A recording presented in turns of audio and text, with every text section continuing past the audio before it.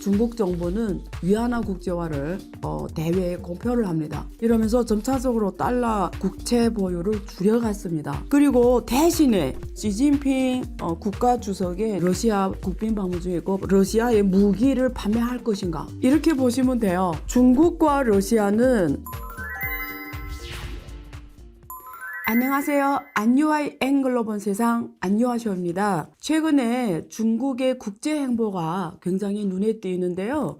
하나는 사우디와 이란의 중재자로서 외교 성과를 보였습니다. 그래서 사우디와 이란이 다시 협상 테이블에 마주 앉게 됐고요. 또 현재 시진핑 주석은 러시아를 방문해서 국빈 방문입니다. 그래서 푸틴과 만나게 되어 있습니다. 그래서 앞으로 러시아와 우크라이나 사이에서도 뭔가 외교 역할을 할 것으로 지금 보이는데요.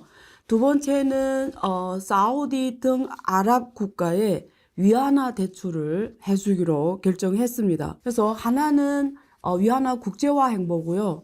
하나는 국제 무대에서 사실 미국이 해오던 중요한 역할을 중국이 중동에서 그리고 이번에 러시아 우크라이나 전쟁에서 역할을 강화하려는 의지가 지금 엿보이거든요. 그래서 오늘은 이 두 개 주제를 가지고 여러분과 함께 보도록 하겠습니다. 첫 번째 기사 한번 같이 보시죠. 중국의 미 국채 보유량 6개월 연속 감소, 10여 년 사이 최소. 중국 관련 전문가들이 앞으로 중국의 위안화 국제화가 행보를 빨리 할 거고 달러 패권에 도전하는 이 양면이 지금 확대되고 있다 이런 주장을 지금 하고 있습니다. 두 번째는 달러 도전에 패권하는 중국, 사우디에 위안화 대출을 해줬다. 그래서 무역결제에 사용하도록 이런 제목의 연합뉴스 기사가 또 있습니다. 그래서 이 둘 내용을 보면은 우선 위안화 국제화와 달러 기축통화에 대한 도전이냐 이 두 개가 핵심 사항입니다. 일단 데이터적으로 보면은 사실 중국이 과거 외환 보유액의 거의 7, 80을 미국 국채로 갖고 있었어요. 2008년 금융위기 이전까지. 2008년에 미국발 금융위기 터지고 달러가 양적 완화 때문에 전혀 지켜내면서 가치가 떨어지면서 중국 정부는 위안화 국제화를 대외에 공표를 합니다. 그래서 정식으로 2009년부터 위안화 국제화를 하겠다.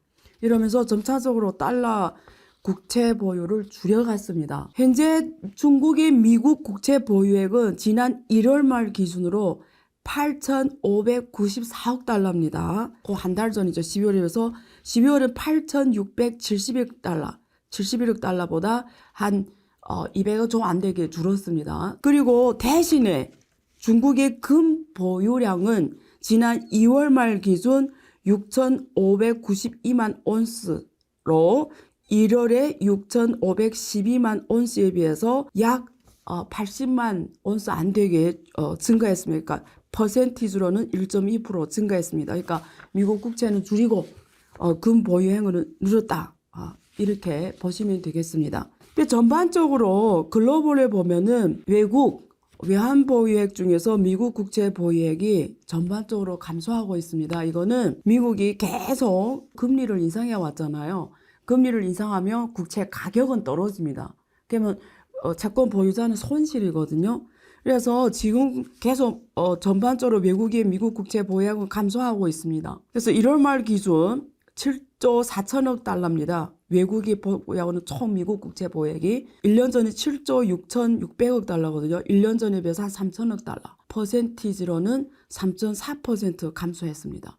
그래서 흐름이 미국 국채를 글로벌적으로 줄이고 있다. 그중에서도 중국이 국채를 줄여나가고 있고 금 보유액을 확대해가고 있다. 그래서 달러의 기축통화에 도전하는 이 위안화가 지금 상황이 어떠냐 이런 부분에 대해서 궁금하겠죠. 그래서 그중에 이번에 사우디에 대한 위안화 대출 굉장히 중요한 시그널입니다. 그래서 저희 오피니언을 말씀드리고자 합니다. 첫째, 2009년에 중국 정부는 정식으로 위안화 국제화를 하겠다고 대외적으로 공표를 했습니다. 그래서 이미 시작을 했어요. 이거는 뭐 지금 와서 뭐 도전하는 게 아니고요. 이미 2008년 금융위기에서 손실을 크게 본 경험이 있는 중국은 2009년부터 위안화 국제화를 추진했고요. 그거는 세계로 추진한단 말이에요. 무역결제 통화로 쓰겠다라는 거예요. 그래서 중국은 전 세계에서 무역 결제를 제일 많이 한 나라입니다. 거의 6조 하거든요. 5조 달러 넘게 합니다. 그래서 그 중에서 위안화 결제를 확대해 가겠다라는 겁니다. 가장 최근의 통계는 지금 국제 무역 결제에서 지금 10조 위안, 유로 나누면 1조 얼마 되죠? 그 정도 위안화로 결제한다는 게 지금 최신 데이터입니다. 그래서 무역 결제 통화로서 첫 번째 하겠다. 그래서 이게 1단계입니다. 중국은 무역 대국이기 때문에 이 조건이 잘 되어 있어요. 그래서 당시에 각 영국, 한국 11개 국가와 지역의 위안화 청산은행을 다 만들어 놨어요. 한국은 교통은행이거든요. 그래서 2009년 이후로 위안화 허브를 해외에서 엄청 많이 추진했고요. 이런 행보를 계속 해왔어요. 그게 무역 결제할 때 위안화를 쓸 수 있도록 하는 거거든요. 그리고 CIPS라고 해서 CIPS, 미국은 칩스입니다. 그러니까 달러를 전 세계에서 달러를 쓰잖아요. 그럼 그 결제가 되려면 다 미국 연준에서 칩스라는 시스템에 접속해서 넷으로 청산을 해야 됩니다. 중국도 위안화가 해외에서 많이 쓰고 그다음에 중앙은행에서 집중 청산이 돼야 되잖아. 중앙은행 시스템에서 그게 CIPS입니다. CIPS. 그래서 CIPS도 만들어 놨어요.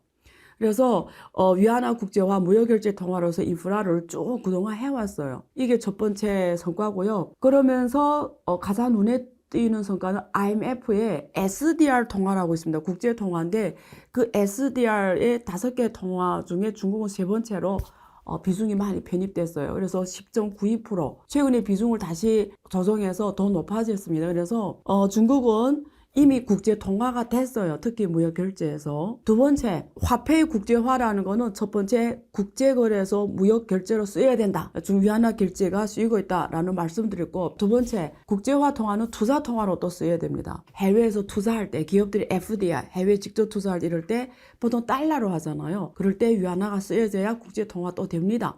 그래서 주로 중국이 추진한 전략은 뭐냐면 1대1로입니다. 그 다음에 외환보유액에서 위안화를 갖고 있어야 돼요. 외환보유액에서. 한국의 외환보유액에서 위안화 자산이 있어야 된단 말입니다. 그게 가장 그 성과를 거둔 게 앞에 설명드린 IMF의 SDR 통화입니다. 그래서 그 국제통화인데 그게 편입이 되면 자동적으로 많은 국가의 중앙은행에서 그 비중만큼 위안화 자산을 갖고 갑니다. 그래서 지금 한국은행도 위안화 국채를 보유하고 이렇게 외환보유액 중에 위안화 자산을 갖고 있거든요. 그게 뭐 보유 통화로서 역할을 한다라는 거예요. 자, 이처럼 중국 위안화는 2009년부터 지금까지 10년 넘게 쭉 추진해 왔습니다. 그래서 이 세 개 단계에서 달러 기축통화에 나중에 어떤 두 나라 관계가 나빴을 때 혹시라도 이란처럼 스위프트 이게 국제 청산할 때 스위프트 코드가 있어야 되거든요. 은행 식별 코드예요. 거기서 추출당하면 국제 무역거래 못합니다. 이란이 북한 다 추출당했거든요. 이번에 러시아도 일부분 정지당했어요. 그처럼 중국을 만약에 미국이 상대로 스위프트에서 추출하면 중국은 안 되잖아요. 그 큰 무역 결제 나라가 바로 문제생이니까 사실 중국은 그걸 대비해서 CIPS라는 국제 무역 결제 청산 시스템 만들었고요. 아직도 비중은 크지는 않지만 어쨌든 준비를 해왔습니다. 그래서 지금까지 앞으로도 계속 쭉 가고 있다 이렇게 보시면 돼요. 근데 지금까지 성과는 컸는데요. 한계가 뭐냐면 두 개예요. 중국은 자본시장에서 개방이 안 됐고요. 특히 그 정확하게 표현하면 위안화 자유 태환이 이루어 안 됐습니다. 그래서 달러 가지고 위안화를 자유 태환이 안 돼요. 무슨 말이냐면 교환한다는 말입니다. 교환. 그러면 자유 태환이란 건 무슨 말이냐면 그 필요한 사람이 원하는 시점과 원하는 만큼 마음대로 수시로 태환할 수 있어야 돼요. 위안화로 달러로, 달러로 위안화로. 근데 중국은 그걸 지금 막아놨습니다. 외환 관리국을 통해야만 퇴환이 되고요. 그리고 허용된 한도 내에서만 되기 때문에 그런 통화가 국제화하기는 어렵죠. 이런 제도적 제한이 있기 때문에 쉽지는 않다. 그렇지만 계속 꾸준히 해오고 있다. 이번 그 위안화 상황에 대해서는 이 정도로 정리를 해드릴게요. 두 번째는 앞에서 말씀드린 대로 시진핑 국가주석의 러시아 국빈 방문 중이고 푸틴과 정상회담 예고되어 있습니다. 그래서 기사들이 계속 쏟아나오고 있는데요. 기사의 대부분 내용이 초점이 두 가지에 맞춰져 있습니다. 러시아에 무기를 판매할 것인가, 다시 말해 무기 지원할 것인가, 이게 지금 가장 큰 중요 관심사고요. 그리고 두 번째로는 러시아 우크라이나 전쟁하고 있잖아요. 어느 만큼 중재 역할을 할 것인가에 대해서 지금 관심 갖는데요. 이렇게 보시면 돼요. 중국과 러시아는 전략적 협력 동반자 관계입니다. 그리고 미국하고 중국이 지금 갈등을 겪지만 이게 짧은 시간에 끝나는 게 아니라 미국에서는 중국을 가장 적대적 경쟁자로 이미 규명을 했고 전략적 경쟁자로 중국을 이미 명시해 버렸기 때문에 이건 앞으로 계속 간다고 보시면 돼요. 그래서 중국 정부는 이미 이거 기정사실로 받아들입니다. 그래서 우선 미국과는 이 관계를 벗어날 수 없다고 보기 때문에 중국의 입장에서는 고립되면 안 되는 거예요. 그래서 양자 대결보다도 중국은 다사간, 문제를 다사간으로 끌어가는 게 유리합니다. 다사간이라고 영향을 줄 수 있는 국가는 많지 않습니다. 그중에 가장 중요한 국가 중에 하나 러시아입니다. 그럼 생각해봐요, 여러분. 러시아하고 우크라이나 전쟁하는데 러시아가 여기서 폭망했어요. 그냥 끝났습니다. 이러면 글로벌 국제 질서 속에서 중국은 혼자 수많은 미국 동맹국을 상대하게 됩니다. 서방 국가들을. 그럼 중국은 굉장히 고립되어 있을 수밖에 없어요. 그런 면에서 중국은 러시아가 무너지면 안 됩니다. 이게 중국의 머릿속에 가장 중요한 거예요. 그래서 러시아가 무너지면 안 되죠. 그래서 이번에 러시아 우크라이나 전쟁이 발생한 다음에 전 세계국가 자기 입장을 다 표명했거든요. 한국도 확실하게 러시아 침공이라 하고 러시아의 관계를 끊었잖아요. 중국은 안 그랬습니다. 중간에서 우크라이나 편도 아니고 러시아 편도 아니고 중간 입장을 유지했고 중국은 4가지 원칙이라고 해서 자기 스탠드를 이미 발표를 했어요. 4가지 원칙을 해서 그 4가지 원칙이 뭐냐면 2개만 말씀드리면 하나는 이런 표현을 썼어요. 그 어떤 국가든 다른 나라 영토 완전을 파괴해서는 안 된다. 이 말은 분명히 우크라이나 편에서 선말이라고 보시면 됩니다. 두 번째 말은 뭐냐면 그 어떤 나라도 어떤 나라의 안전에 있어서 국가 안전에 위협을 가해서는 안 된다. 두 번째 그건 누굴 말하죠? 미국을 말하는 거예요. 나토의 침범을 말하는 거예요. 나토가 계속 러시아 쪽으로 동진해 왔잖아요. 그걸 말하는 거예요. 그러니까 이거 러시아 편에서 말한 겁니다. 이게 4가지 원칙 2개로 가장 중요하게 제가 중요한 거 말씀드렸는데 이처럼 자기 표현을 이렇게 했어요. 그러면 러시아 우크라이나 1년을 넘었는데 사실은 푸틴하고 그동안 4번 만났어요. 근데 젤렌스키가 한 번도 안 만났습니다. 또 젤렌스키 뒤에는 나토와 나토 국가들과 미국이 지금 전략적으로 도와주고 있고요. 근데 러시아에 대해서는 러시아가 푸틴이 계속 그 시진핑한테 도움을 요청했어요. 왜냐면 우크라이나가 싸우면서 뒤에는 서방이 도와주다 보니까 이 지금 러시아가 총탄알이 부족합니다. 그래서 중국이 이렇게 무기를 좀 판매해 주기를 원했는데 중국은 그거는 절대 안 된다. 그리고 유엔의 원칙, 국제 원칙에 위반돼서는 안 된다 해서 계속 거부를 합니다. 대신에 우리는 인도주의적 지원을 계속하겠다. 그래서 우크라이나도 했고 러시아의 주로 생활. 러시아는 경공업이 발전 못했어요. 이런 생활용품들. 그래서 이런 민간 무역을 확대했어요. 그리고 러시아의 석유나 가스를 많이 사줬고 이래서 간접적으로 힘이 되어주는 전략을 취한 겁니다. 자, 그래서 이번에 러시아의 푸틴 대통령이 시진핑이 오기를 고대했어요. 근데 왜 오기를 원했을까요? 이번에 자기 땅에 국빈으로 모셔서 정식으로 무기 요청을 하려고 모신 거겠죠. 그러면 중국은 어떻게 이걸 대응을 할까? 시진핑 주석은 어떻게 대응을 할까? 그래서 이번에 그 중국 대변인이 명확하게 나와서 말했어요. 우리는 평화 주재하러 간 거다. 대러 무기 지원이냐 뭐 이런 걸 하러 간 게 아니고 평화의 걸음이다. 평화 중재 때문에 간 거다. 이렇게 대변인이 나와서 얘기를 했어요. 우크라이나 젤렌스키 대통령과 화상으로 회담을 한다는 내용도 지금 나오고 있습니다. 어쨌든 푸틴이 요구하는 거는 그건데 시진핑은 이걸 외교적으로 어떻게 잘 풀지 관전 포인트이긴 합니다. 저의 오피니언은 뭐냐? 이렇게 보시면 돼요. 첫째, 앞에서 말씀드린 대로 중국은 러시아가 무너지면 안 됩니다. 절대 무너지게 하지 않게 하는 게 목표고요. 두 번째, 전반적으로 지금 생각했을 때 러시아가 필요한 이 무기나 이런 걸 지원하기에는 중국이 부담이 너무 큽니다. 그렇기 때문에 그거는 보정적으로 본다. 이렇게 보시면 되고요. 세 번째, 시진핑 주석이 3연임한 이후로 첫 국빈 방문으로 지금 러시아를 갔습니다. 특히 지금 이 시점에 푸틴은 시진핑 방문을 가장 원했죠. 지금 이 시점이라는 게 뭐냐면 배경이 미국하고 중국이 이렇게 갈등을 겪는 이 시점에, 그리고 미국이 계속 중국을 압박해서 러시아 도와주지 말라는 이 시점에 시진핑 주석이 방문했다는 건 엄청난 중요한 의미가 있다는 거고요. 두 번째, 국제 형사재판소에서 푸틴을 이미 공개범으로 수배를 내렸잖아요. 그러면 이럴 때 또 시진핑이 방문했다는 거는 푸틴한테 엄청난 이 힘을 실어주는 거잖아요. 그래서 이런 면에서 간접적으로 시진핑은 그렇게 이만큼 해줘도 굉장히 내가 얘네한테 힘을 준다, 이런 시그널을 전달하고 싶어 합니다. 그리고 또 중국 또한 외교에서 고립되는 거를 지금 절대 받아들이고 싶지 않아요. 그래서 만약에 여기서 더 과분하게 나갔다가는 이 또 미국이 제재가 또 오게 돼 있어요. 중국에 대한 제재. 이번에 미국이 다시 그걸 제기했잖아요. 코로나가 어디에서 왔냐? 그래서 무한에서 왔다. 그걸 조사해야 된다. 미국에서 다시 이걸 제기를 했잖아요.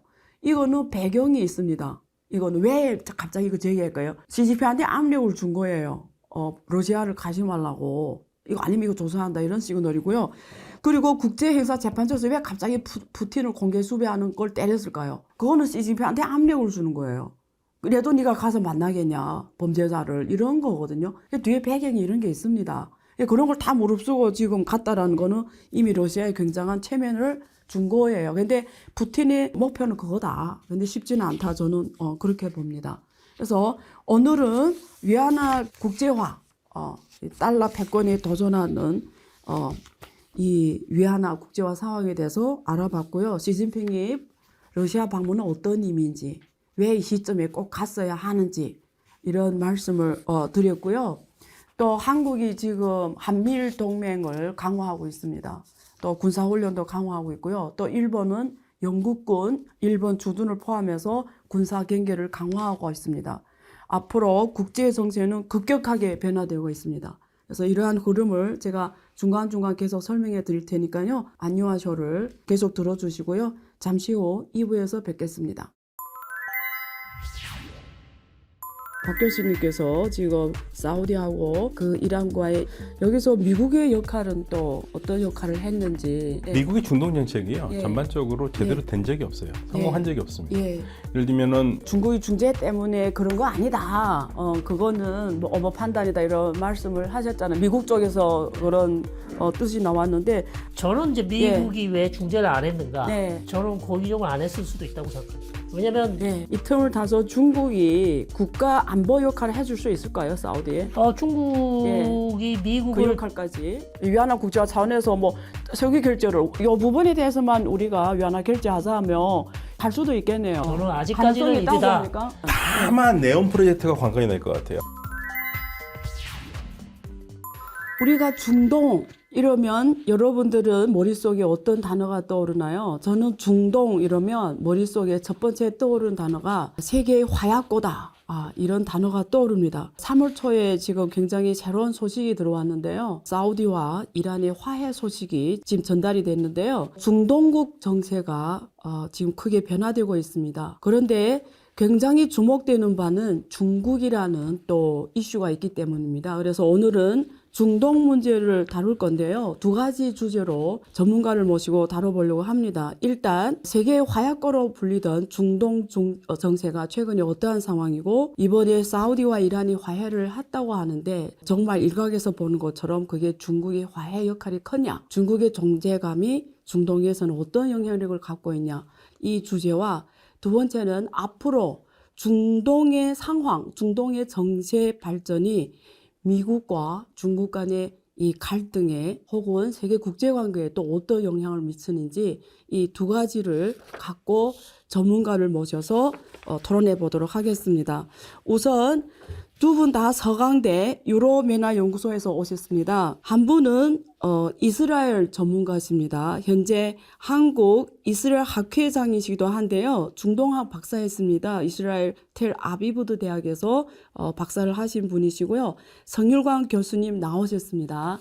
안녕하세요. 안녕하십니까. 네. 반갑습니다. 똑같이 우리 서강대학교 유로메나 연구소에서 교수님 나오셨는데요. 반대로 우리 박현도 교수님은 이란 테헤란 대학교에서 이슬람학 박사를 하셨습니다. 그래서 오늘 가장 대표적인 전문가이시기도 하니까 지금 모셨는데요. 박 교수님 안녕하세요. 네, 안녕하십니까. 네, 반갑습니다. 앞에서 제가 오늘 이 자리가 배경을 설명드렸는데요. 아마 시청자분들이 이 중동 문제에 대해서 배경을 아시는 분도 계시겠지만 사실 다 안다면 보기 힘들기 때문에 우선 두 분 교수님께 제가 부탁드리겠습니다. 우선 박 교수님께 이란 그리고 사우디 왜 오늘 이 둘이 화해가 이슈가 됐는지 그 배경을 먼저 부탁드리겠습니다. 사실은 이란과 사우디아라비아는 1979년 이전까지는 네. 그 미국에서 부르는 이름이 쌍둥이 기둥이었어요. 네. 그러니까 친미 쌍둥이 기둥이죠. 네. 그러니까 미국이 70년대 그 냉전을 이길 수 있는데 원동력이 됐던 게 이 사우디하고 이란이 풍부한 석유를 미국에 제공을 했고, 그게 소위 말해서 미국을 중심으로 한 자유주의 세계에 모든 석유가 혈관처럼 공급이 됐는데, 문제는 1979년입니다. 네. 79년에 이란이 반미 국가로 바뀝니다. 그렇죠. 예. 예, 혁명을 했죠. 그래서 반미 반서구, 네. 그러면서 이슬람이 중심이 되는 사회를 만들겠다 하면서 혁명이 성공을 했고, 네. 그때부터 이란과 사우디아라비아는 굉장히 불편한 관계가 되는 거죠. 네. 그전에도 뭐 관계가 굉장히 좋은 건 아니었는데요. 네. 그렇다고 해가지고 뭐 서로 싸우거나 하진 않았던 게 미국이 이 가운데 있었어요. 힘은 사우디보다는 이란이 훨씬 세죠. 국력 측면에서는. 그러니까 네. 사우디는 이란을 항상 뭐 걱정스러운 눈으로 바라보긴 했지만 일단 미국이 있기 때문에 친미 국가로서 서로 균형을 잡을 수 있었는데 네. 79년에 이제 균형이 무너지는 거죠. 그러면서 급격하게 사우디는 미국의 우산으로 더 안에 들어가고요. 네. 이란은 어떻게 해서든지 우리는 미국도 아니고 소련도 아니고 제3의 세력으로 남으려고 했던 겁니다. 네. 네. 그러면서 이제 이란이 사우디한테 얘기했던 거는 네. 그 사우디 너희들은 뭐 이슬람 얘기를 많이 하는데 네. 니네 이슬람이 제대로 된 이슬람이 아니다. 네. 그러니까 우리 이슬람이 제대로 이슬람이니까 네. 우리 식으로 사람들이 혁명을 해서 사우디도 바꿔야 된다는 생각을 가지고 있었어요. 네. 그러니까 이란이 우리 혁명 성공했는데 네. 우리 혁명 성공한 거지 뭐 니네들하고 상관은 없지 않느냐. 그러니까 우리 잘 지내자 했었으면 문제가 없는데 그렇게 안 했거든요. 그러니까 이제 사우디는 이란은 항상 우리를 언제든지 전복하려는 나라구나라는 걱정이 생겼고, 그러면 사우디도 이란에 맞서려면 우리 이슬람이 제대로 된 이슬람이고 이란의 이슬람은 잘못된 이슬람이라는 걸 보여줘야 되잖아요. 그래서 사우디가 그 풍부한 페트로달러로 자신들의 이슬람을 전 세계에 퍼뜨리기 시작했죠. 그러면서 지금까지 오게 된 거고 79년의 원한이 지금까지 오게 되는데 근데 사실은 최근의 원한은 2016년으로 거슬러 올라갑니다. 예. 2016년에 사우디아라비아가 이란 편에 서 있었던 그러니까 친이란이라고 사우디가 규정을 했던 네. 동부 지역에 니무르라는 성직자가 있거든요. 예, 예. 시아파 성직자를 예. 사형시킵니다. 니무르는 항상 그 얘기예요. 사우디 정부가 나한테 자꾸만 너는 뭐 외국의 사주를 받고 한다고 그러는데 나는 외국 사주 받은 적 없다. 사준 받은 있으면 그 나라가 어딘지 밝혀라. 내가 원하는 것은 내가 사우디에서 태어난 시아파 사람으로서 사우디 국민으로서 제대로 된 대접을 받고 싶다. 네. 그리고 우리 손으로 지도자를 뽑고 싶다. 이게 뭐가 잘못됐냐 얘기를 했는데 사우디에서는 이 국가보안법이죠. 완전히. 그래서 사형을 했고 이란이 여기에 격분을 합니다. 이란이 사형하지 말라고 하는데 사형을 했고 그래서 격분해서 이란 주민들이 주 이란 사우디 영사관을 불질러 버립니다. 그러면서 이란과 사우디가 단교가 들어간 겁니다. 네. 2016년입니다. 그래서 그때부터 지금까지 단교, 최근에 이제 화해의 무드 오기 전까지는 계속 단교를 하면서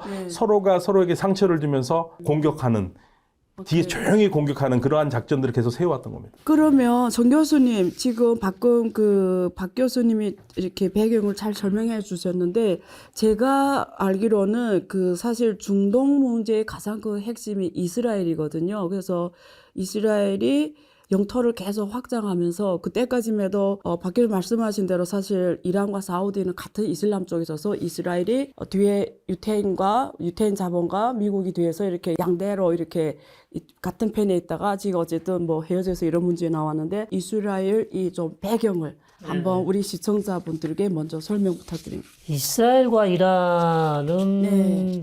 마찬가지로 미국하고 이란 관계가 네. 79년 즉 이슬람 혁명 전까지 네. 아주 좋았던 것처럼 예, 이스라엘도 이란과 관계가 아주 좋았습니다. 예, 즉 1979년 이슬람 혁명이 나기 전까지요. 그러나 이제 혁명이 나고 나서 이란이 완전히 이제 시아파 혁명 국가가 되고, 그다음 특히 이제 팔레스타인 문제에 관련해서 이란이 상당히 불만을 드러내고 예. 즉 같은 무슬림인 네. 팔레스타인 사람들을 네. 이스라엘이 억압하고 있다. 예. 그렇기 때문에 우리는 즉 시아 국가지만 이란은 그것을 그냥 가만두지 않고 그 당시에 걸프 국가들이 다 미국과 친했고 네. 또 미국과 친한 걸프 국가들은 사실상 팔레스타인 문제에 대해서 그렇게 큰 관심을 보이지 않았거든요. 걸프 국가들이요? 네. 예, 예. 그런 상황에서 이제 이란은 우리가 진짜 팔레스타인의 형제 국가다. 네. 그러면서 이제 팔레스타인 문제를 걸면서 이스라엘과 척을 지게 되고 특히 이제 1982년에 이란이 레바논에 있는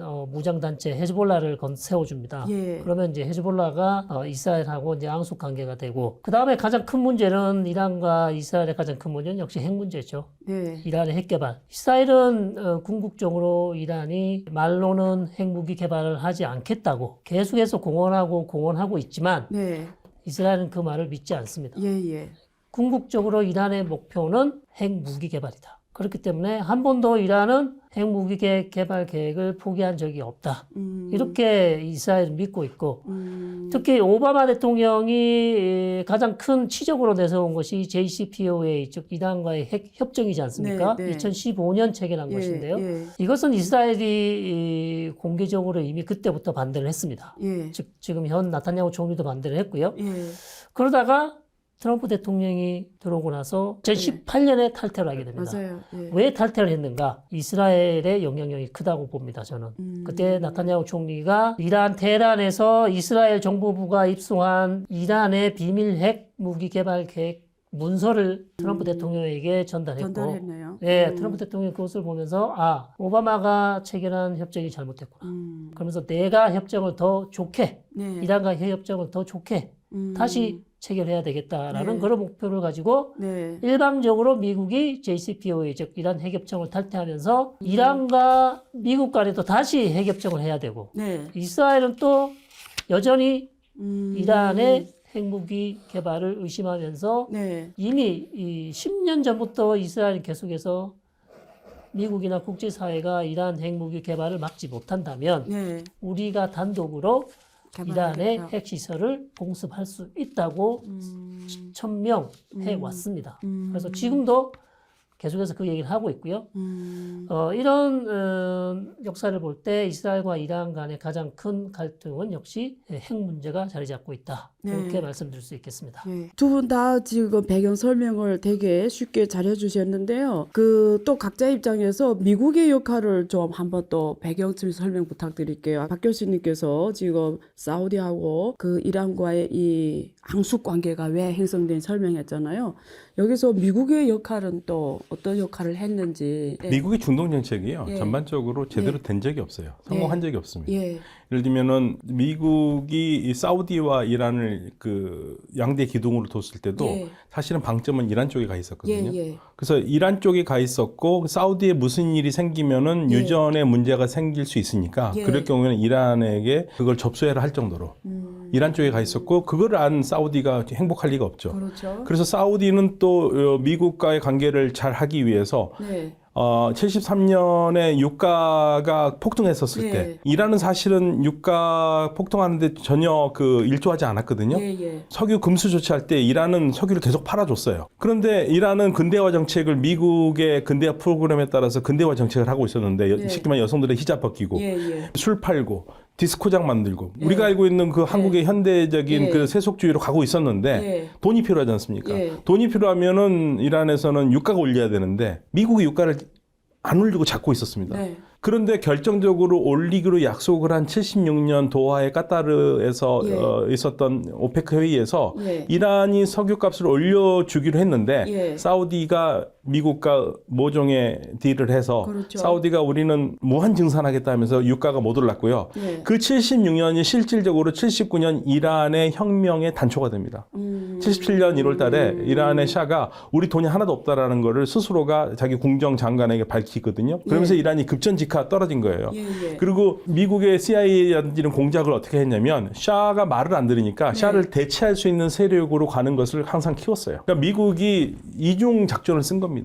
그래서 미국이 이란을 컨트롤할 수 있다고 생각을 했는데 네. 궁극적으로 79년 혁명 나면서 네. 미국이 이란 컨트롤 실패했습니다. 그래서 오늘까지 온 거에서 상당히 많은 부분에서 미국이 기회에 있을 때마다 이란을 회유하거나 현재 정권과 좋은 관계를 유지하면서 바꿔갈 수 있는 기회를 스스로가 발로 차버린 경우가 많죠. 박 교수님, 이란은 왜 사우디와 그럼 이번에 이렇게 좀 뭐 화해 모드 비슷하게 왜 이런 모드가 연출이 되고 있습니까? 마음이 급합니다. 마음이 급하다. 그러니까 사실은요. 예.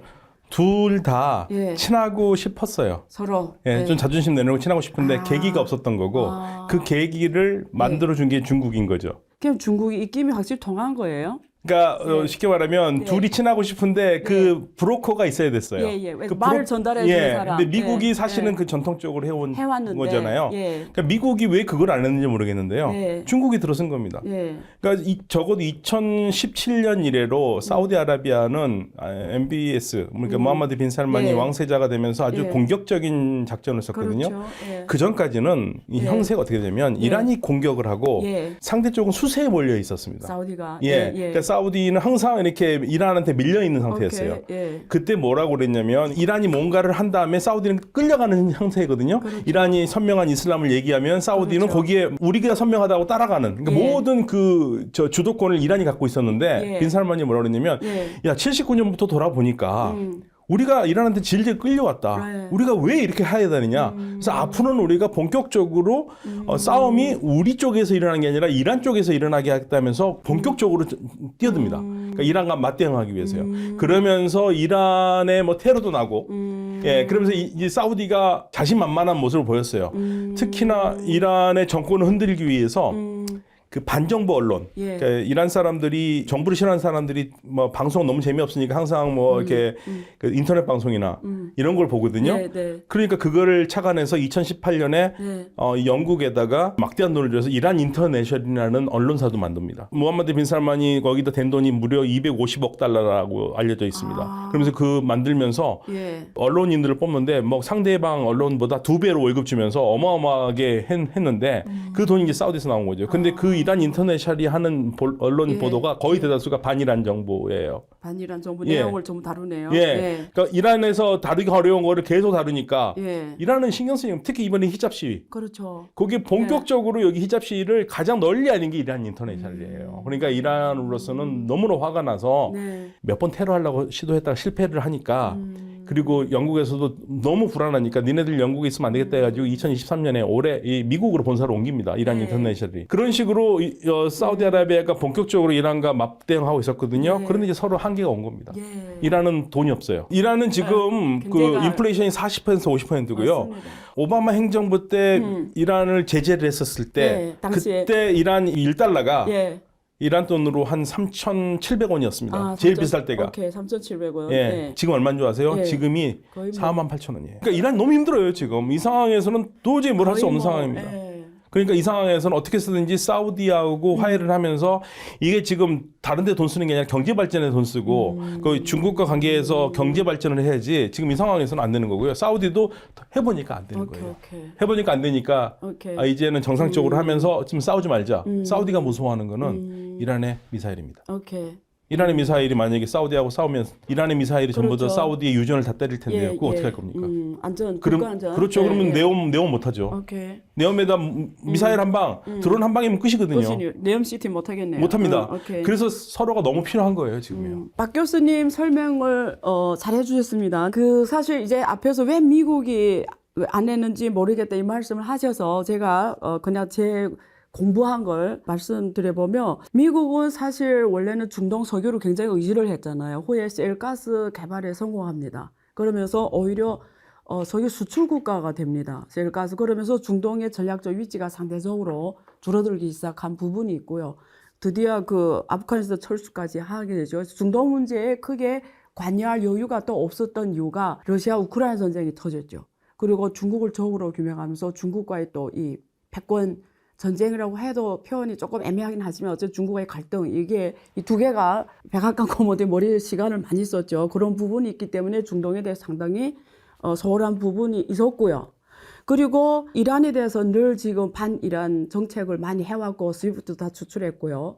그래서 이란은 굉장히 지금 말씀한 경제적으로도 어려움에 처했었고 그리고 사우디 같은 경우에는 미국과 또 그 사이에 좋지 않은 일들이 많이 벌어졌습니다. 그 중에 뭐 인권 문제도 있었고요, 사실은. 네. 그렇죠. 여러 가지 또 앞에서 말씀드린 그런 사건 사고도 있어서 사우디하고도 관계가 좋지 않고 아까 말씀하신 대로 지금 초청도 못 간 거고, 그리고 지난번에 바이든이 왔을 때 부대접을 했고, 예. 시진핑 갔을 때는 완전히 뭐 최고급의 대우를 해줄 정도로 지금 이런 분위기 연출도 공개적으로 불만을 드러냈고, 사우디가. 그리고 또 경제적으로 사실 옛날에 이란은 중동에서 가장 산업 체계가 잘 된 나라였습니다. 제조업이 엄청 발전했었고, 사실 인도보다도 제조업 체계가 더 잘 되어 있습니다. 그래서 앞에서 말씀드린 대로 오히려 이란이 공격하고 사우디가 늘 당하는 이유 중에 하나가, 이란은 제조업이 굉장히 잘 되어 있었고 경제 강국이라고 말할 정도로 당시에는 잘 되어 있었죠. 그래서 그런 부분이 있었고, 사우디는 기름 말고는 사실은 없죠. 지금도 똑같고. 그런 차에 이란도 그렇고 사우디도 그렇고 경제 회복을 위해서는 중국이 필요한 겁니다. 저쪽으로 가기에는 한계가 있고, 그러니까 아시아 쪽으로 오려고 하는 거예요. 근데 아시아에 돈을 쓸 수 있는 나라가 주로 누구냐면 중국, 한국, 일본 이런 나라들이 돈 쓸 수가 있으니까 이쪽으로 경제 협력을 되게 원한 부분이 있어요. 특히 중국. 랩시티 하려면 중국도 제조업 이런 게 필요하거든요. 그다음에 이란도 원래 중국하고 북한까지 해서 이렇게 쭉 같이 와갖고, 그래서 어떻게 보면 본의 아니게 지금 잠깐이라도 이란과 사우디 공동의 불편한 존재가 미국이었던 부분이 사실은 좀 서로 그런 게 있었다가 중국이 또 중간에서 이렇게 말씀하신 대로 화해 이런 역할을 해주니까 그게 배경이 아닌가 저는 그렇게 생각합니다. 일단은 미국이 실수한 게요. 그러니까 중국을 잡으러 간다고 그랬지 않습니까? 그럼 중국으로 잡으러 가면 뭐예요? 중국은 중동으로 나오는데요. 그렇죠. 그러니까 작년에 바이든 행정부가 우리가 중동을 떠나지도 않을 거고 우리가 떠난다고 하더라도 러시아하고 중국이 미국이 떠난 자리를 메꾸는 거 원하지 않는다고 그랬잖아요. 그렇죠. 그러면은 메꾸기 원하지 않으면 이들 국가와 뭔가를 했어야 되는 건데 그렇죠. 바이든의 능력이 안 됐던 거죠. 미국의 능력이 안 됐던 거고, 그리고 그 빈자리를 중국이 보란 듯이 차지한 겁니다. 그럼 중국의 의도는 뭘까요? 어떻게 보세요? 경제 발전입니다. 앞으로? 그렇죠. 경제 발전 아니고 뭐 다른 게 있을 수 있을까요? 왜냐하면 중국으로서는 에너지가 계속 필요하고요. 그렇죠. 에너지가 필요한데 뭐 사우디하고 이란은 뭐 세계 최고의 에너지 강국들이고요. 그렇죠. 그리고 더군다나 저는 이란보다도 중국이 더 필요한 건 사우디일 거라고 봅니다. 사우디에 더 가깝게 가기 위한 작전이라고 보여요. 그러니까 이란은 어느 정도 그 중국 입장에서는 이란도 중요하지만 이란보다는 사우디에 더 방점이 있지 않나. 그렇게 봅니다. 그러면 지금 그 미국이 그 이번에 뭐 중국이 중재 때문에 그런 거 아니다. 그거는 뭐 어버 판단이다 이런 말씀을 하셨잖아요. 미국 쪽에서 그런 뜻이 나왔는데 정 교수님은 어떻게 보세요? 저는 이제 미국이 왜 중재를 안 했는가? 저는 고의적으로 안 했을 수도 있다고 생각합니다. 왜냐하면 미국 입장에서는 지금 미국의 대이란 정책은 아시다시피 최대 압박이거든요. 선언하지 않았지만 보이지 않는 최대 압박입니다. 그런 상황에서 굳이 이란과 사우디 간의 관계 정상화를 통해서 물꼬를 터줄 이유가 전혀 없습니다. 지금 오히려 최대 압박을 해야 되는 순간에 사우디와 관계를 개선한다? 굳이 그런 이유가 없다는 거죠. 완전 목을 쪼아야 되는데 그런 상황에서 갑자기 숨을 터주는 그런 관계 정상화는 미국의 정책에 전혀 반하고 있기 때문에 저는 오히려 지금도 관계 정상화를 이제 시작했지만 이 관계 정상화를 가장 싫어하는 두 국가가 있다면 이스라엘과 미국일 것이다. 그리고 언제든지 사보타지, 즉 이 관계를 이간질해서 이란과 사우디가 다시 관계 정상화 이전으로 돌아가도록 사보타지할 가능성도 상당히 높다. 이간질을 해서. 그런데요. 그러면 사우디와 이런 이란의 관계 정상화가 이스라엘하고 UAE 관계에 혹시 뭐 변수로 작용할까요? 저는 크게는 작용하지 않겠지만 영향이 없다고는 할 수 없겠죠. 바로 알리 샴카니 이란 국가안보 회의 의장입니까? 바로 지금 UAE로 날아가서 이제 우리가 사우디랑 어떻게 관계 정상을 했는지 다 아주 상세하게 브리핑을 해주듯이 바로 UAE로 날아갔습니다. 그렇게 했고요. 이미 뭐 UAE와 사우디는 관계 정상화를 이미 한 지 오래됐고요. 그래서 관계가 아주 뭐 유연하게 잘 돌아가고 있습니다. 그러나 이제 이스라엘 입장에서는 이 지금 사우디와 이란 관계가 앞으로 어떻게 될지 좀 더 두고 봐야 되는 이유가 이스라엘하고 UAE도 계속해서 경제 협력을 계속 가속화해야 되거든요.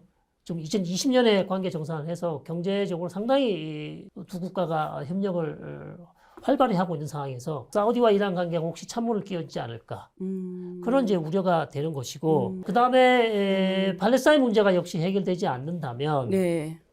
UAE도 지금 이스라엘과 관계를 지금 어떻게 할지 상당히 지금 고민이 많을 것으로 그렇게 그렇죠. 보여지고 있어서 그러나 이제 우리가 한 가지 재미있는 점은 중동에서 하는 그 유명한 금언 중에 하나가 예. 사우디가 어디로 가는 걸 보려면 UAE를 봐라. 아. 라는 그런 재밌는 이스라엘 사람들이 많이 쓰는 표현입니다. 지금 이스라엘하고 UAE가 관계 정상을 했죠. UAE가 이란하고 관계 정상을 했죠. 네. 바로 사우디가 따라 했지 않습니까? 그렇죠. 그럼 이스라엘하고 UAE가 했기 때문에 지금 사우디가 이스라엘하고 하고 싶어 해요. 근데 언제 할 줄은 모르는 거죠. 그래서 UAE의 발걸음 자체가 상당히 사우디가 갈 길을 보여주는 그런 성향이 많이 있어 보인다. 그러면 이런 지금 중동의 정세가 이렇게 좀 이렇게 재편 움직임이 지금 보이는데 앞으로 미중 갈등에는 이 나라들이 어떤 스탠스와 어떤 역할을 할 것 같아요? 사실은 이제 제가 예. 중국이 사우디에 더 예. 방점을 두고 있다고 봤던 예. 가장 큰 이유는요. 이란과 중국이 2021년에 물론 외무장관끼리 협약이긴 했지만 예. 중국이 향후 25년 동안 4천억 달러를 이란에 투자하겠다고 그랬었거든요. 예. 4천억 달러면 요즘 환율로 하면 거의 520조 원이 그렇죠. 됩니다. 어마어마한 돈이죠. 한국의 1년 예산이죠. 그렇죠. 예, 그런데 한 게 없어요. 실제는 실제는 한 게 없어가지고 이란 대통령이 최근에 중국에 갈 때 어마어마한 강요들을 끌고 가가지고 네. 더 친해지려고 노력을 하고 했는데 궁극적으로 얻은 게 별로 없습니다. 네. 그게 무슨 말이냐면요. 이란이 제재 풀리기 전에는 중국이 할수 있는 이란에서 게 할 수 있는 게 한계가 있어요. 그냥 미국에 그런 걸 보내요. 네. 미국에 이런 미국이 또 패럴드 받으면 안 되니까. 그렇죠. 네. 그래서 미국 눈치 보내. 이란은 사우디에 더 방점을 둘 수밖에 없습니다. 그리고 사우디로서는 지금 이란을 이렇게 잡아두는 게 중요한 게 네옴시티를 해야 되는데 네. 말 그대로 이란이 직접 하지 않더라도 네. 이란이 주변에 친이란 네. 그 민병대를 이용해서 사우디에 한 방이라도 때리면 네. 사우디 건설은 끝나거든요. 그러니까 그걸 일단 막아야 되고요. 이 사우디아라비아가 이란과 지금 1대1로 싸웠을 때 이길 수가 없습니다. 그러니까 지금 사우디아라비아로서는 어떻게 해서든 이란의 손을 잡아놓고 서로 차가운 평화를 유지를 하는 게 나는 너를 그렇게 좋아하진 않지만 그렇다고 우리가 싸울 필요는 없지 않느냐라는 게 양쪽의 지금 생각이거든요. 그래서 사우디는 자기 건설을 하려고 그러고 이란도 일단은 조금 전선을 잠재워 놓고 그렇죠. 경제를 해야 되고 네. 더군다나 중요한 거는 3월 21일이 춘분인데 이란의 설날이에요. 이란 설날이 보통 시작하기 한 2주 전부터 축제 분위기가 생기거든요. 이번엔 분위기가 전혀 없습니다. 그러면 민심을 잡으려면 어떻게 해서든지 이번 노르즈 기간에는 뭔가 정부가 가시적인 걸 보여줘야 돼요. 예. 그런데 돈이 없거든요. 그래서 이러한 것을 타파하면서 국민들에게 희망을 주는 게라도 있어야 되는데 지금 딱 좋은 시점이거든요. 그러니까 이란으로서는 지금 현재 그 경제난을 이겨가는데 가장 중요한 하나의 문은 연 거죠. 그래서 이란 같은 경우에는 중국을 의존하지는 않지만 네. 많이 의존할 수는 없고 네. 그게 사실 이란이 알아요. 그걸. 예. 그러니까 이란이 하는 얘기가 있습니다. 네. 우리가 왜 중국이나 러시아로 갔겠느냐. 미국 니네가 너무 쪼이니까 갔다. 우리는 다른 방법이 없다. 네. 그러니까 미국에 대한 신호가 되는 거죠. 우리 조금만 틈이 나면 가고 싶으니까 열어달라 이거죠. 그래서 미국으로서는 고민을 좀 해야 될 시점일 것 같아요. 그 맥시멈 프레셔가 과연 통할 것이냐. 안 통한다면 대선 되기 전에 지금이 가장 좋은 기회가 아닐까라는 생각도 듭니다. 이란 제재를 어느 정도 풀어주고 적어도 우리나라에 묶여있는 돈이라도 이란이 갖고 갈 수 있도록 하는 게 미국으로서는 가장 좋은 방법일 것 같다는 생각이 들어요. 성 교수님은 어떻게 보세요? 미국이 그렇게 할 것 같으세요? 우크라이나 변수가 저는 중요하다고 예, 봅니다. 예. 왜냐하면 우크라이나에서 이란이 예. 러시아에게 공격형, 자살용 맞아요. 드론을 엄청나게 네. 지금 지원해주고 있고 예. 거기 플러스 예. 러시아와 이란 간의 무기 기술 교류가 지금 활발하게 이루어지고 예. 있고 그래서 이런 여러 가지 러시아와 이란 간에 지금 밀접한 지금 군사 고리가 교류가 있기 때문에 그렇죠. 당연히 드론만 준 게 아니라 전투기도 기밀하게 가네요. 지금 군사적으로 이란에 예. 준다는 얘기도 있고 아. 그래서 이게 지금 단순한 문제가 아닙니다. 이런 상황에서 과연 사실 우크라이나 전쟁이 러시아와 우크라이나 전쟁이 아니라 거의 세계 전쟁이지 않습니까? 미국이 적극적으로 지금 돕고 있고 예. 지금 전투기까지 줄 가능성이 지금 네. 제공한다는 얘기가 나오고 있는데 네. 이런 러시아를 적극적으로 돕고 있는 이란과 또 핵 협상을 한다? 그것이 과연 내년부터 이제 선거 전에 돌입하게 되는데 바이든에 도움이 되겠습니까? 이란과 핵 협상이 평온는데 도움이 될까?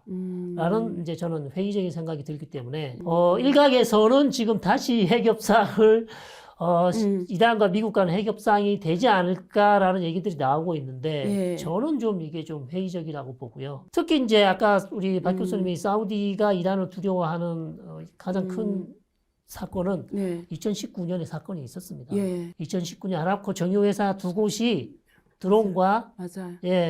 그다음에 크루즈 미사일 공격을 받았죠. 예. 아부카이크와 쿠라이스라는 두 지역이 예. 이란이 했을 것으로 추정이 예. 됩니다. 예. 그렇기 때문에 예. 사우디는 만약에 아람코가 그렇네요. 날아가면 네. 사우디 경제는 끝나잖아요. 끝나는 예. 것뿐만 아니라 예. 지금 뭐 비전 2040이고 이거 아무것도 없습니다. 그냥 그러네요. 내엄이고 네. 할 수가 없습니다 지금. 그렇죠. 네, 그런 상황이기 때문에 그런 상황에서 미국이 사우디의 안보를 전혀 지금 보장해 줄 수가 없습니다. 2019년부터. 왜? 사우디가 원하는 것은 미국의 최신 무기를 원해요. F-35라든지 아니면 네. 완전히 이란의 어떤 드론이나 저런 미사일 공격으로부터 완전히 보장받을 수 있는 그거 막을 수 있는 시스템을 원하는데 미국은 그걸 해주지 않습니다. 그리고 이스라엘도 해주지 않아요. 왜냐하면 여전히 의심의 눈초리를 보고 있고 MBS가 어떤 인물인지 아직 모르겠다. 의심의 눈초리를 보내고 있기 때문에 사우디로서도 똑같습니다. 아까 이란이 사우디가 관계 정상화를 한 것이 미국에 보내는 신호라고 하셨죠? 박 교수님이. 사우디도 마찬가지예요. 미국이 나 인정해주지 않고 백악관에 초청해주지 않으면 오케이. 나 중국과 함께 가겠다.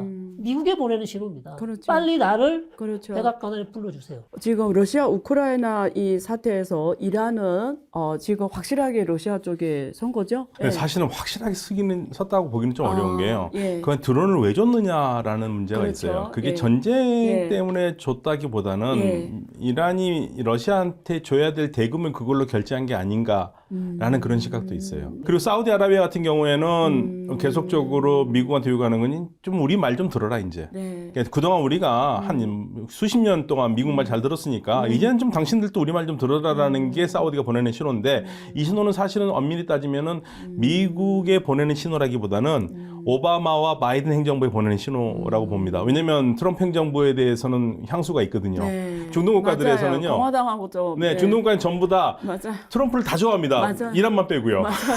이란만 빼고 그 트럼프를 좋아하고 맞아요. 이란은 바이든이 희망을 걸었는데 바이든 이 사람도 이거 믿을 수 없는 사람이라는 거는 뭐 맞습니다. 너무 명백하게 나와버렸고. 민주당을 안 믿죠. 예. 그래서 이란 같은 경우에는 사실은 안타까운 부분들이 뭐냐면 많은 사람들이 이란이 친중 친러라고 그러지만 저는 그렇게 보지 않거든요.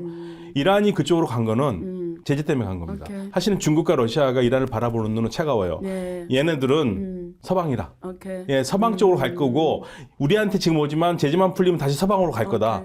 그렇게 보고 있는데도 받아주는 거는 지금 나쁠 건 없으니까. 어쨌든 이란하고 중국도 차가운 평화네요. 차가운 평화입니다. 서구로는 각자 계산하면서. 그럼요. 어쨌든, 예. 이란이 사실 중국에 간 거는 오케이. 이 중국이 좋아서 간 게 아니에요. 맞습니다. 지금 초이스가 없습니다. 맞아요. 선택권이 없어요. 그렇네요. 예, 그래서 그렇습니다.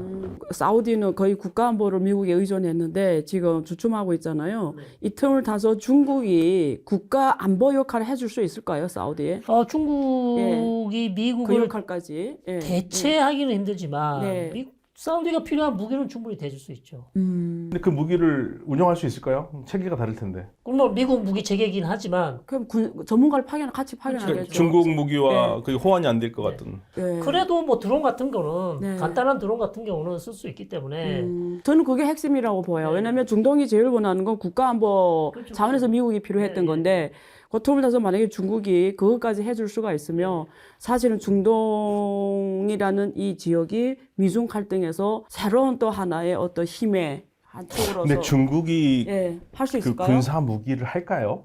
경제로는 하더라도 아니 네. 군사 무기 이제 미국처럼 전투기 같은 아주 고급 무기는 못하고 네. 못하지만 드론 같은 건 할 수 있을 것 같아요. 드론 드론은 같은 워낙 거 잘하니까. 그 밑에 있는 무기들은 예. 충분히 제가 봤을 때 중국이 제공해 줄 수 있다. 그 미국이 가만히 있을까요? 만약에 했다. 예를 들면 사우디에 예. 뭐 그런 저는 선택 여지가 없습니다. 지금 이미 UAE가 음. 보셨지만 미국의 전투기를 안 사지 않았습니까? 예. 프랑스 전투기를 라파엘 전투기를 사지 어차피 않았습니까? 미국이 안 팔아주잖아요. F-35 그렇게 다 하는데 그러니까요. 지금 안 그렇기 주면서. 때문에 예. UAE와 사우디는 이미 이미 미국에 대한 기대를 접었어요. 그러니까 이념에 흔들리지는 않습니다. 네. 그러니까 우리는 미국 때문에 뭐 자본주의, 공산주의 이게 딱 오케이. 이 틀이 있어가지고 이념은 안 흔들리지만 예, 우리는- 전략적으로 예. 손을 잡을 수는 있다. 우리는 예. 그 틀을 못 벗어나잖아요. 궁극적으로 해방 이후에 미국의 교육 받아온 그 모든 그 힘들이 그렇죠. 친미 친일로만 가기 때문에 그렇죠. 그걸 벗어나면 큰일 나고 생각하기 때문에 우리는 그런데 유연한 사고를 못 하는데 그쪽은 그러진 않거든요. 그쪽은 아, 그러지 않아요. 유연한 예, 사고한다. 네, 아. 우리는 유연한 사고를 못 하는데 네. 거기 유연한 사고를 하기 때문에 UAE에서나 사우디에서 하는 거는 우리는 우리에게 이득이 되면 누구나 손잡겠다 이거예요. 예, 예. 그러면 이번에 그 중국이 위안화 대출을 지금 사우디에 해주는 걸 나왔잖아요. 그러면 우리 성 교수님이나 우리 박 교수 만약에 중동이 미국에 대한 희망을 버렸으면 중국이 지금 원하는 게 위안화 국제화잖아요. 옛날에 석유 페트로 달러가 한 것처럼 페트로 위안화를 하려고 하잖아요. 그러면 중국은 그런 기회도 오겠네요. 이 위안화 국제화 차원에서 뭐 석유 결제를 UAE하고 사우디가 제일 많이 주거든요. 중국에. 그러면 요 부분에 대해서만 우리가 위안화 결제하자 하면 지금 이 상황 계속 가게 되면 할 수도 있겠네요. 이건 가능할 것 어마어마한 같습니다. 사건이죠, 사실. 그러면. 근데 뭐 그 예. 얘기가 어제 오늘 나온 얘기가 아니기 때문에 그렇죠. 저는 가능성이 아직까지는 있다고 이르다. 봅니까? 아직까지는 이르다. 그리고 어. 이라크도 최근 이라크 중앙은행도 예. 중국과의 거래를 예, 위안화로 맞아요. 하도록 계획을 한다고 했어요. 맞습니다. 그렇긴 한데 예. 아직까지 그렇게 했다는 예.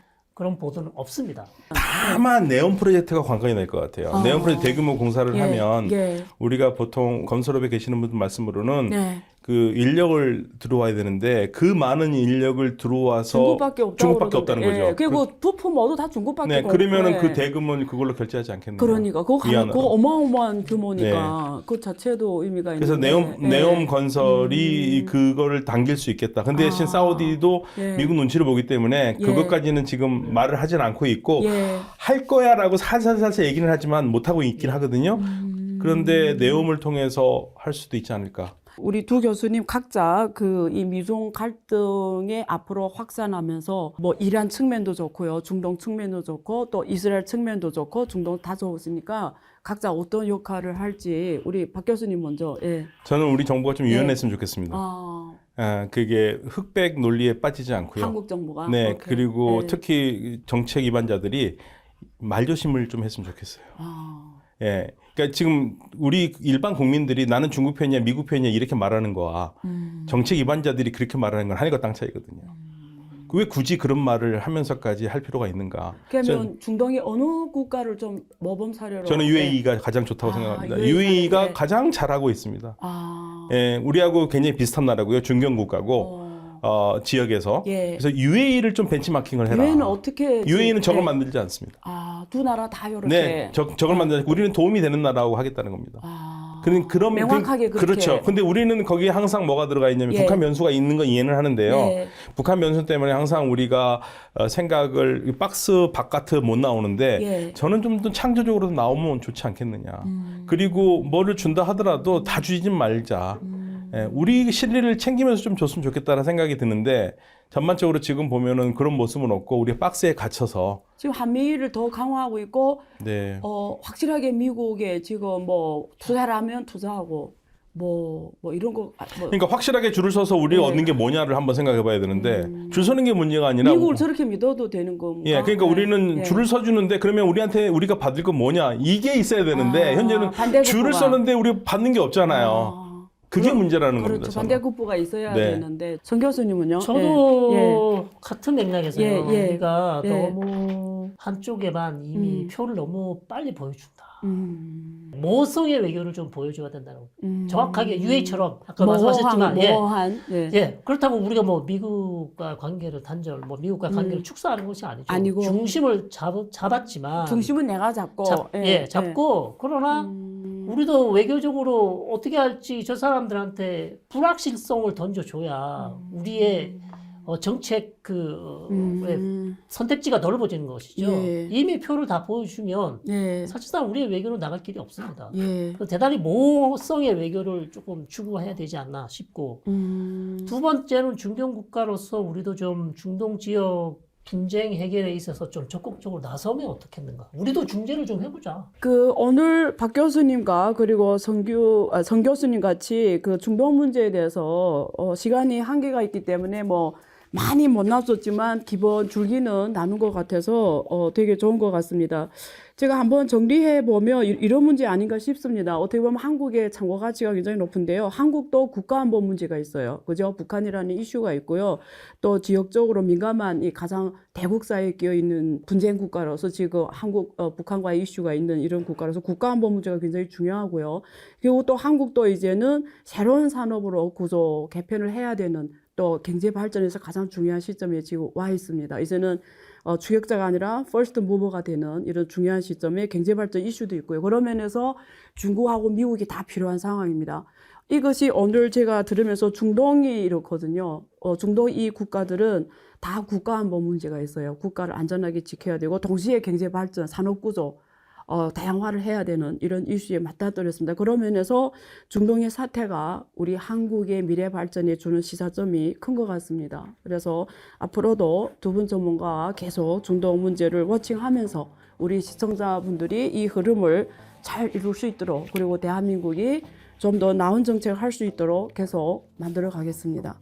감사합니다. 네, 감사합니다. 네, 수고 많았습니다. 감사합니다. 네. 안녕하셔는 여러 주제를 많이 다룹니다. 경제, 군사, 외교. 제가 전문가는 아니지만 이 부분에서 가장 훌륭한 전문가들을 계속 다양하게 모셔서 같이 지혜를 모으면서 재미있는 방송을 해가겠습니다. 많이 지켜봐 주세요. 감사합니다.